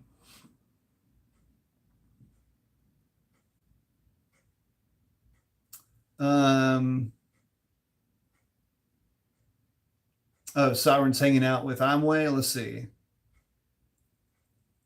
Big guys signed the petition. Good deal. Glad to have you, Big. Sovereign's got the thumbs up. Ken saying the 2.7s are breaking more often, more guts in the same case. Yeah. The only downside to the 2.7, and this is why I was like, man, if you get a Redeye, you have to tune it. There's some things you have to do from a heat perspective. They just get hotter quicker because it's a bigger blower. It's the same rotor design.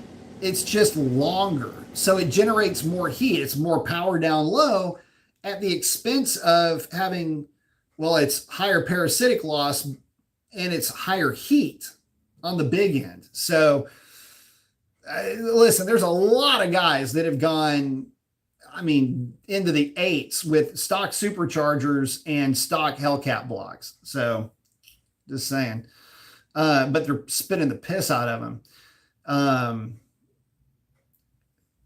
350 versus 400 small block Chevy. Yeah, just more guts in the same case for sure.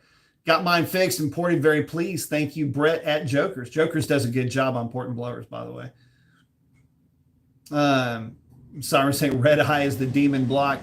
Yeah, it's the same. They're the exact same thing.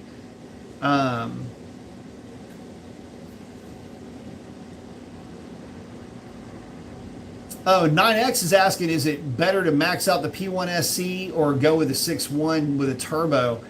Man, again, it depends on what you're going to do with the car.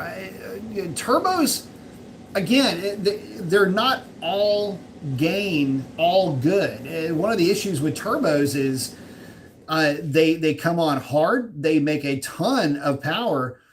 But if you're on a drag strip and you're specifically trying to go fast on a drag strip, yeah, turbos can be pretty cool. If you're on the street, they're not as controllable. And well, in that they're not linear as centrifugal supercharger is. So it's going to depend on what you're doing with it. If you want to make the most power you can, go with the turbos. Oh, Skids is asking while you're at it, how's Stormy 0 to 60? Right now, she's dropping 560s in the cool air. So, but if you look, watch the video. Look at the printout as the truck's making the pass. It'll tell you 60 foot, 0 to 60, and all of that as it's going through there.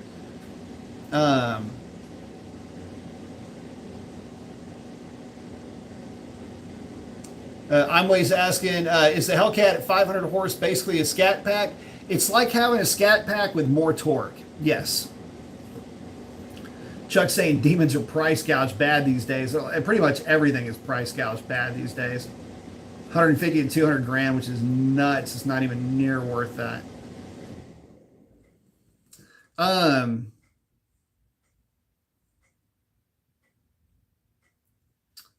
Raging. Well, the 6.1 doesn't have, you're asking would 6.1s?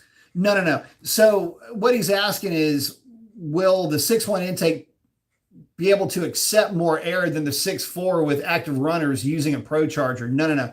There's the active runner part doesn't really affect it. What it will do for a P1SC type blower, which is a Pro Charger, centrifugal blower, it'll help the engine make more power down low. And then when you get to around 4,800 RPM, when the active runner opens, it'll just help it carry power better on the big end. That's where the advantage comes with that intake manifold. But no, not necessarily. The 6.1 is just a good intake all the way around. It's really good for making mid-range and upper mid-range power. And on a 6.1 with those heads, it works really well. So it's just going to make a little bit it's going to make less bottom end torque, maybe some better mid-range power with the 6.1, and upper mid-range power, and where the 6.4 might beat it again would be at the very top of the pull. Chuck's saying, enjoy that payment with those big dollar cars that are out there.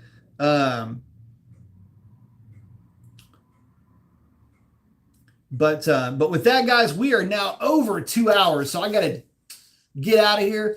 But guys, appreciate each and every one of y'all hanging out with me tonight. Thank y'all so much for being a part of the show.